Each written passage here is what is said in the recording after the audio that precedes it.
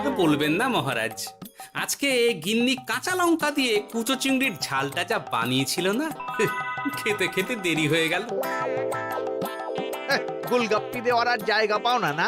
বিশ্বাস করুন, সত্যি খুব ভালো রান্না করেছিল গিন্নি, তাই আবার আরেক হাঁড়ি ভাত চড়াতে বললাম।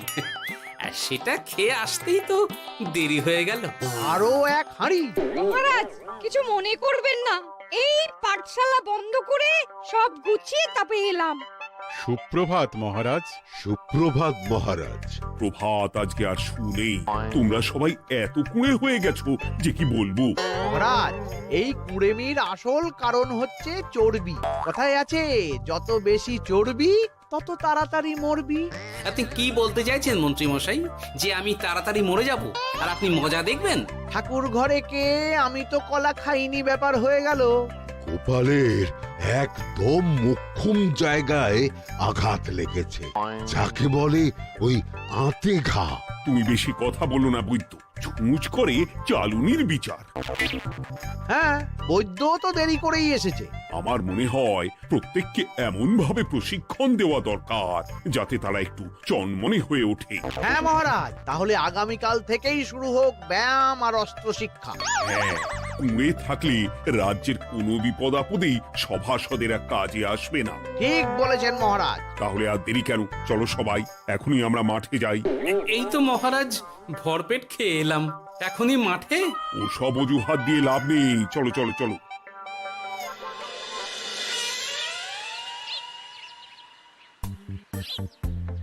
এবার সবাই সারিবদ্ধভাবে দাঁড়িয়ে পড়ো। এ কি, গোপাল কোথায়? মহারাজ, গোপাল আপনার পিছনে দাঁড়িয়ে আছে, চুপি চুপি। এই এই এই গোপাল, যাও যাও, মাঠের মাঝখানে গিয়ে দাঁড়াও। এই চাঁদি ফাটা রোদে কেন মহারাজ সুস্থ শরীরকে ব্যস্ত করছেন? এইসব বাজে কথা শুনতে চাই না। শুয়ে বসে থেকে শরীরের কি অবস্থা করেছো? শরীরের নাম মহাশয়, যা সবে তাই সয়। তুমি যাবে না, তোমাকে এক্ষুনি বরখাস্ত করব। কি জ্বালা! যেখানে আমার সব কাজ বুদ্ধি দিয়েই হয়ে যায়, সেখানে গায়ের জোরের কি দরকার? হ্যাঁ, এই গোপাল, আমি 1 থেকে 3 অব্দি গুনবো, তারপরে সবাই এই মাঠের ধার বরাবর 5 বার পাক দিয়ে দৌড়বে। ঠিক আছে মহারাজ, আমি প্রস্তুত। আমি রোগা পটকা আছি, কোনো সমস্যাই হবে না। হয়ে গেল। সবাই প্রস্তুত? 1 2 3। কি হলো গোপাল, দৌড়াও দৌড়াও। মহারাজ, এর থেকে বেশি জোরে পারবো না। আই, কে আছো? একটা কঞ্চি দাও। এই সেরেছে। বেশ হয়েছে, বেশ হয়েছে। ব্যাটার এবার চর্বি কমবে। কি হলো গোপাল, হ্যাঁ হয়ে গেল? হ্যাঁ?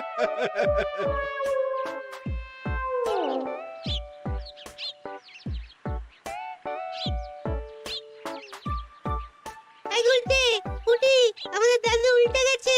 হ্যাঁ, তাই তো দেখছি। চল চল গিয়ে দেখি। উফ, চেহারার কি অবস্থা বানিয়েছো গোপাল, হ্যাঁ?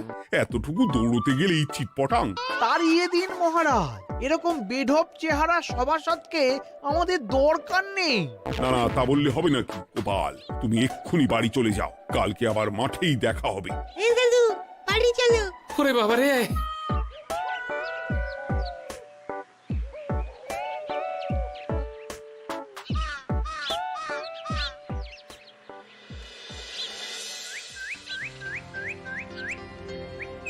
আরে ধুর ছাতার মাথা, তখন থেকে জল খেয়েই চলেছ। কি হয়েছে সেটা বলবে তো? শরীর চর্চা হয়েছে, শক্তি খরচা হয়েছে, আর পারছি না। উফ, বাপরে বাপ, কি পায়ে ব্যথা! এই জন্যেই আমি বলি বাপু, একটু বপুটাও নড়াও, কিন্তু কার কথা কে শোনে? ওরে বাবা, অকারণে সুস্থ শরীর ব্যস্ত করবো কেন বলো তো? বেশি নড়াচড়া করলেই আয়ু কমে যায়। তোমার এই বাজে কথা কোন শাস্ত্রে লেখা আছে শুনি? শাস্ত্রে কেন যাব, বাস্তবে জলজ্যান্ত উদাহরণ আছে। আমি মানতে পারছি না। হুম, মানতে পারছি না বললে তো হবে না, তোমাকে মানতেই হবে। বেশ, প্রমাণ করো। আমি যদি তোমাকে প্রমাণ করে দিতে পারি, তাহলে আজ থেকে বাড়ির বাজার দোকান করার দায়িত্বটাও তোমাকেই নিতে হবে। দিদা তুমি তো ফেঁসে যাবে, দাদুর সঙ্গে বাজি লড়বে না। এই বাদ দে তো, তোর দাদু আগে প্রমাণ করুক যে বেশি নড়াচড়া করলে বয়স কমে। হ্যাঁ তাহলে বাজি? হ্যাঁ বাজি। আচ্ছা ঠিক আছে, বেশ। তুমি তুমি একটা পশুর নাম বলো তো, যারা খুব তাড়াতাড়ি দৌড়য়। ঘোড়া, হরিণ, চিতাবাঘ আরো আছে। আচ্ছা, এবার সবচেয়ে আস্তে আস্তে কোন পশু চলে, এরকম একটা পশুর উদাহরণ দাও। কেন, কচ্ছপ? হ্যাঁ, এই তো পেয়ে গেছে উত্তর। এবার তুমি বলো তো, কচ্ছপ কত বছর বাঁচে, আর ঘোড়া, হরিণ, চিতাবাঘ এরা কত বছর বাঁচে? চিতাবাঘ, ঘোড়া কেউই 30 বছরের বেশি বাঁচে না, কিন্তু কচ্ছপ 300 বছরও বেঁচে থাকে। হেরেছে, হেরেছে, আমার বউ হেরেছে। উফ, জীবনের কত বড় চাপ নেমে গেল। হ্যাঁ, এই তুমি আমাকে এভাবে হারালে। তখনই বললাম দাদুর সঙ্গে বাজি লড়তে যেও না। নাও এবার খেলা সামলাও।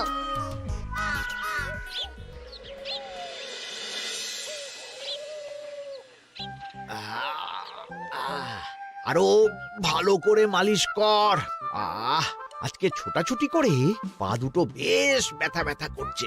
কালকে তো আবার অন্য পরীক্ষা।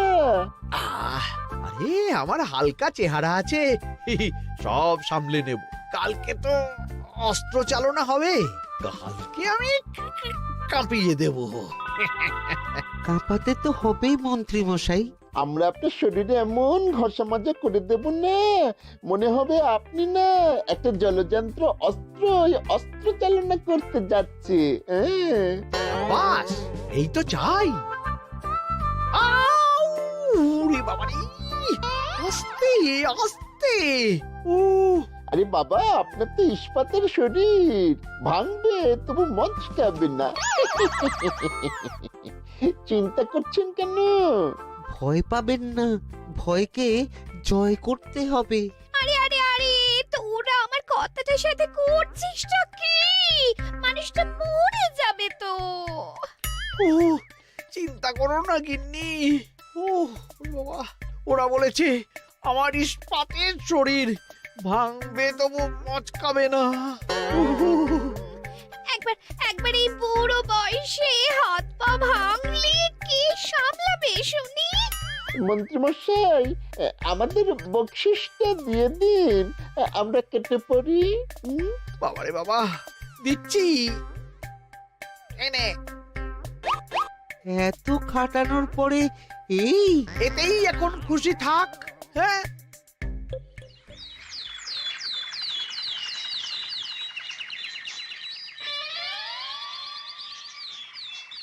এবার তোমাদের সকলকে অস্ত্র শিক্ষা দেওয়া হবে। উফ, রোজ রোজ কি জ্বালাতনে পড়েছি, বাপরে বাপ। বাবা মা কাউকে ডাকার দরকার নেই, ভালো না লাগলে রাজসভা চাকরি ছেড়ে চলে যাও। মহারাজ, এটা তো উচিত নয়। যে যেটাই পারদর্শী তাকে সেটাই করতে দিন না। একটা বাঁদরকে যদি আপনি বলেন শিকার করে মাংস খেয়ে দেখা, সে কি পারবে মহারাজ? মহারাজ, গোপাল একটু বেশি কথা বলছে, ওকে আপনি বের করে দিন। আমি তোমার কথায় গলবো না গোপাল, তোমাদের সবাইকে এখন অস্ত্র শিক্ষা শিখতেই হবে। কর্তার ইচ্ছায় কর্ম, এখন তো আমার আর কিছুই বলার নেই। তাহলে আর দেরি কেন, তোমরা সবাই একটা করে ঢাল আর একটা করে তলোয়ার তুলে নাও। সেনাপতি, বলুন মহারাজ। তুমি সকলকে অস্ত্র শিক্ষা দেবে, তলোয়ার চালানো শেখাবে। এক এক করে প্রত্যেকে তোমার কাছে যাবে, আর এক এক করে তুমি সবাইকে তলোয়ার চালানো শেখাবে। আচ্ছা মহারাজ, তাহলে ওই সবার প্রথমে চলে আসুন মন্ত্রী মশাই। হ্যাঁ, আমি প্রস্তুত। আমার শরীর ইস্পাতের মতো, ভাঙবো তবু মচকাবো না।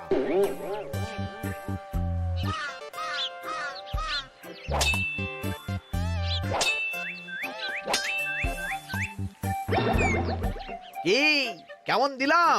অত সহজ নয় সেনাপতি। আমি মন্ত্রী এমনি এমনি হইনি, আগে অস্ত্র শিক্ষা শিখে তবে মন্ত্রী হয়েছি। এটা কি হলো? হ্যাঁ, আপনি অস্ত্র শিক্ষায় পারদর্শী, কিন্তু আরো বিচক্ষণ হতে হবে।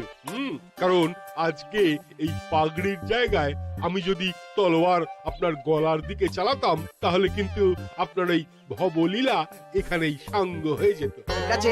ঠিক আছে, মনে রাখবো। এবার বাকিদের তো ডাকো। হ্যাঁ, এরপরে তলোয়ার চালানো শিখতে আসবে গোপাল। গোপাল দাদু, গোপাল দাদু। বাবা বাবা বাবা, গোপাল তুমি আবার দল বল নিয়ে এসেছো। দেখি তোমার কত দম। গোপাল, তুমি প্রস্তুত হও। হ্যাঁ হ্যাঁ, আমি প্রস্তুত। ওরে বাবারে, এ তো ভয়ানক চাপের কাজ। আমাকে বেশ বেগ পেতে হচ্ছে। সামলাও গোপাল।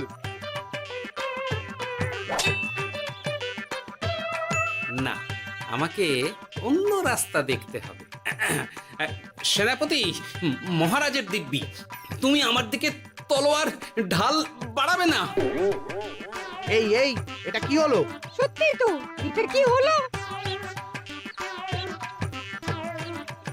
গেল গেল গেল গেল গেল গেল গেল, দুটিটা খুলে গেল গো। দেব নাকি এবার কুচ করে কেটে? জিতে গেছি, জিতে গেছি। এটা কি হলো? শত্রুপক্ষ কখনো কারো দিব্যি শুনবে না। আর সেনাপতি, তুমি কি ওখানে দাঁড়িয়ে দাঁড়িয়ে মজা দেখছো?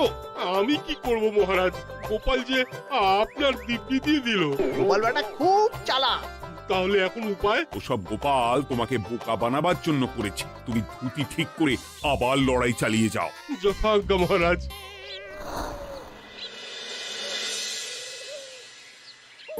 কিরে ন্যাপলা, তোদের দিদা আমার জন্য কি রান্না করে পাঠিয়েছে রে? এই তো ভাত, আলু সেদ্ধ, এই পুঁই শাকের ঝোল আর রুই মাছের ঝাল। আর তোদের যে তোষক, বিছানার চাদর আনতে বলেছিলাম, এনেছিস তো? ওই তো দাদু, কুটির গুলটে আর বাকিরা সবাই ধরাধরি করে নিয়ে আসছে। ব্যাস, তাহলে তার কোনো চিন্তা নেই। খেয়ে একটা জব্বর ঘুম দেব, কারণ এখানে যা রঙ্গ দেখছি তাতে বিকেল হয়ে যাবে। তলোয়ার শিক্ষা আজকের মতন এইটুকুই থাক। এবার শুরু হবে বল্লম শিক্ষা। সবাই আবার আগের মতন সারিবদ্ধভাবে দাঁড়িয়ে পড়ো। আহ, তোদের দিদা পুঁই শাকটা কিন্তু বেশ জব্বর বানিয়েছে। তোদের দিদার হাতের রান্নার কোনো তুলনাই নেই। আহা, কি স্বাদ! এ কি, গোপাল আবার কোথায় গেল? এই তো মহারাজ, আমি এখানে ওই পুঁইয়ের ঝোল আর রুইয়ের ছাল দিয়ে ভাত খাচ্ছি। এসব কি মাঠের মধ্যে খাওয়া? আরে শরীরটাকে তো রাখতে হবে। তাড়াতাড়ি খেয়ে এইদিকে এসো। আসছি আসছি আসছি। এবার আমি তোমাদের দেখাবো কিভাবে বল্লম নিয়ে তেড়ে যেতে হয়। দেখান মহারাজ।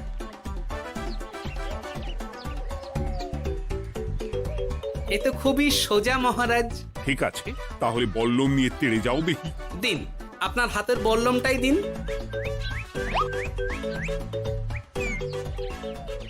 আরে আরে, গোপাল তো মাঠ থেকেই চলে গেল। আমি ডেকে আনছি মহারাজ। আরে আরে, ও গোপাল, গোপাল, মহারাজ ডাকছেন। থামো থামো। মহারাজ বলেছেন বল্লম নিয়ে তেড়ে যেতে। তেড়ে গিয়ে আবার ফিরে আসতে তো উনি বলেননি। আরে, এ তো মহা মুশকিল। উনি এক্ষুনি তোমাকে মাঠে ফিরতে বললেন। সেটা আপনাকে বলতে পারে সেনাপতি, আমাকে তো বলেনি। আমি চললাম।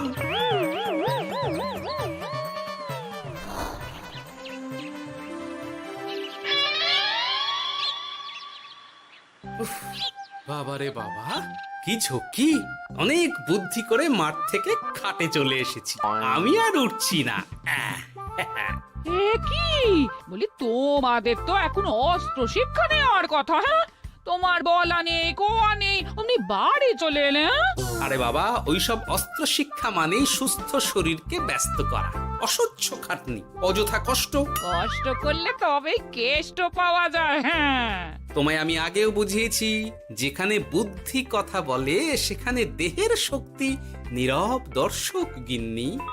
আরে বাবা, সে না হয় বুঝলাম, কিন্তু মহারাজ তো ভালোর জন্য সবাইকে অস্ত্র শিক্ষা দেওয়ার চেষ্টা করছে না।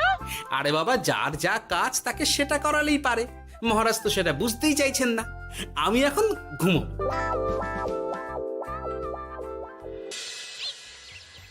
দরজা খোলো গোপাল, দরজা খোলো।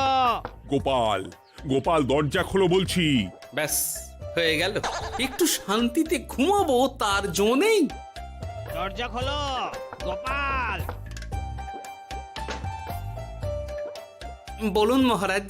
তুমি কি পেয়েছোটা কি গোপাল? রাজসভায় দেরি করে আসবে, তারপর অস্ত্র শিক্ষার সময় ফাঁকি বাজি দেবে, এভাবে তো আর তোমাকে মনে হচ্ছে রাজসভায় রাখা যাবে না। মহারাজ, গোপাল তো মুখের কথার লোক নয়, ওকে তাড়িয়ে দিই। কেন মহারাজ? আমি কি এমন মহাপাপ করেছি যে আমাকে তাড়িয়ে দেবেন? এই যে আমার কথা শুনছো না, এটাই তোমার অপরাধ। অপরাধ নেবেন না মহারাজ। পণ্ডিতের দায়িত্ব পুজো করা, সভাকবির দায়িত্ব কবিতা বলা, সাহিত্য চর্চা করা, আর আমার দায়িত্ব হাসি মজা করে আপনার মন ভালো রাখা। কিন্তু আপনি আমাকে জোর করে যুদ্ধের ময়দানে ঠেলে দিতে চাইছেন। এটা আমার ইচ্ছে। আমিও তো মহারাজ ইচ্ছে করলেই অনেক কিছু করতে পারি। চোখ বন্ধ করে লক্ষ্য ভেদ করতে পারি, শুধু বুদ্ধি দিয়ে। আরে বাহ, এত বড় কথা! তাহলে মহারাজ, ওকে বলুন পরীক্ষা দিতে। কি পরীক্ষা? আমি একটা ঘরে বর্ম পরে দাঁড়িয়ে থাকবো। তোমার হাতে অস্ত্রও দেব, আমার মাথায় একটা আপেল থাকতে হবে, আর তুমি কিভাবে আমার মাথা থেকে ওই আপেল ফেলতে পারো দেখব। এ তো খুবই সোজা। কি গোপাল, তাহলে লড়বে নাকি বাজি? হ্যাঁ, লড়তে রাজি আছি। তাহলে আজ রাতেই হয়ে যাক পরীক্ষা। যদি এই পরীক্ষায় উতরে গেলে তো ভালো, নইলে তোমার চাকরিটা গেল। গোপাল, তুমি পারবে তো? সে দেখাই যাবে। আজ রাতে তাহলে রাজবাড়িতে দেখা হচ্ছে। যদি আমি এই পরীক্ষায় বিফল হই, তাহলে আমার চাকরি আপনি কেড়ে নেবেন। আর যদি সফল হই, তাহলে মন্ত্রী মশাইকে শাস্তি দেবেন। আমি নিজে সারা কৃষ্ণনগরে নাক্ষত দেব। বেশ, দেখা যাক।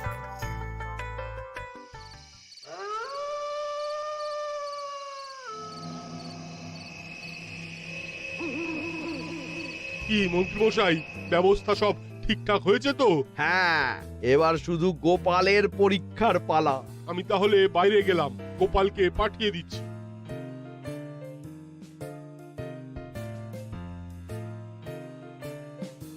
এবার যাও গোপাল, ঘরের ভিতরে যাও, দেখি তুমি কি করে মন্ত্রীর মাথা থেকে আপেল ফেলতে পারো। আপনি তো শুধু আমার চোখ ঢেকেছেন, আমার নাক মুখ কানও ঢেকে দিন, যাতে ঘ্রাণেন্দ্রিয় শ্রবণেন্দ্রিয়েরও সাহায্য না নিতে পারি। বেশ, তাহলে তাই হোক। আয়, কে আছো? গোপালের মুখ নাক আর কান ঢাকো। যথা আজ্ঞা মহারাজ। একটু একটু মোটা কাপড় দিয়ে নাক মুখ ঢাকো, হ্যাঁ, যাতে সেভাবে আপেলের গন্ধ না পাই। বেশ বেশ।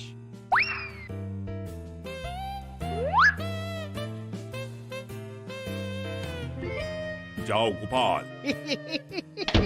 গোপাল, এবার তোমার চাকরি গেল। এবার তুমি কি করবে? কি করবে? দৌড় ঝাঁপে ফাঁকিবাজি? হ্যাঁ?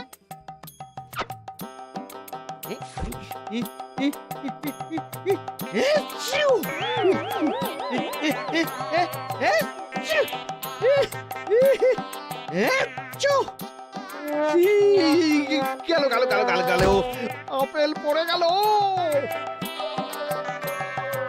আপেল পড়ে গেল?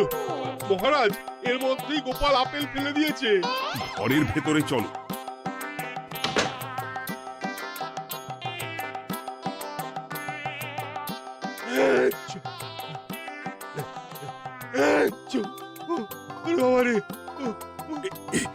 কি ওরে বাবারে বাবা, কি ঝাঁজ! ওরে বাবারে বাবা। কি মহারাজ, দেখলেন তো গোপালের চমক? অস্ত্র ছাড়াই আপেল ফেলে দিলাম। কি, এটা তো তুমি নীতি বিরুদ্ধ কাজ করেছো। সারা ঘরে নস্যি ছড়িয়ে দিয়েছো। মহারাজ, হাঁটতে গিয়ে আপেল পড়ে গেছে। এবার সারা কৃষ্ণনগরে নাক্ষত দিতে হবে। সত্যি সত্যি গোপাল, বুদ্ধি তো তোমার জুড়ি মেলা আভার। আমার নাম গোপাল ভাঁড়। একটা কথা মনে রাখবেন, কেউটে সাপের লেজে পা দেবেন না, আর গোপালের কাজে বাধা দেবেন না। যে কাজ বুদ্ধি দিয়ে করা যায় তার কাছে শক্তি ছোট্ট শিশু মাত্র। সত্যি গোপাল, আজ তুমি সেটাই প্রমাণ করে দিলে। আর আজ থেকে তোমাকে তোমার ইচ্ছার বিরুদ্ধে খাটাবো না। তুমি খাও দাও ভুড়ি বানাও। যার যা কাজ সে তাই করবে। যেমন এখন মন্ত্রী মশাই নাক্ষত দেবেন। হ্যাঁ, ভুল করে বাজি ধরে ফেলেছি, এখন নিজেই চাপে পড়ে গেলাম। তাহলে আর দেরি কেন? নাক্ষত এখন থেকেই শুরু হোক। কৃষ্ণনগরের রাস্তা শেষ হতে হতে সকাল হয়ে যাবে।